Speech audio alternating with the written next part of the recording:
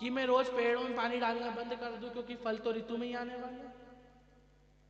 तो ऐसा होए क्या, फल आएंगे? अब मारी सोचे कि मैं इतने महीने फालतू पेड़ में पानी क्यों डालूं जब फल तो एक समय पर ही आने वाला है। और जब ये काम करना, जब पानी देना बंद कर देगा माली, तो पेड़ मुरझा जाए। उसी प्रकार हम भी सोचे कि अब कर्म का फल तो थोड़े दिन बाद ही मिलना है, तो सच्चा कर्म ही नहीं, ऐसा मत करो, कुछ ऐसा रहने दो, उसको पानी डालना छोड़ दो, भगवान का भजन करना छोड़ दो, क्या हो जाएगा।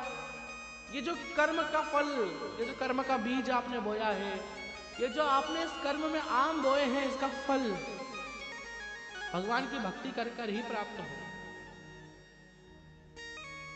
थोड़ा समय रुकना पड़ेगा। देखो समय जो होता है ना, थोड़ा समय इसके लिए रुकना पड़ता है। थोड़ा समय जब रुकोगे तब फल प्राप्त होए।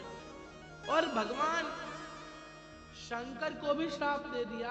कौन ने? कश्यप बाबा ने, कि आपको भी आपके पुत्र का शीश काटना पड़े। वो तो भगवान शंकर है, जिनका जन्म भी नहीं हुआ, जिनका अंत भी नहीं, ऐसे भोलेनाथ वो घड़ी को श्राप दे दिया। क्यों? कर्म का फल है ना, भोगना तो पड़ेगा। लेकिन भगवान शंकर ने अपने दोनों भक्तों को, भले ही असुर थे लेकिन भगवान शंकर ने बचाया है, माली और सुमाली। तो जो जब तक भगवान शंकर के मंदिर में जा रहा है ना, जो जब तक भगवान की पूजा करे, जो जब तक भगवान का भजन करे, भगवान शंकर की गारंटी उसको कुछ होने नहीं। परसों सुना था ना हमने कि भगवान शंकर से भगवान ब्रह्मा कह रहे हैं कि ये मनुष्य को किससे जोड़ूं, ये पानी, ये जलचर को तो मैंने पानी से जोड़ दिया, अगर पानी से निकले तो खत्म।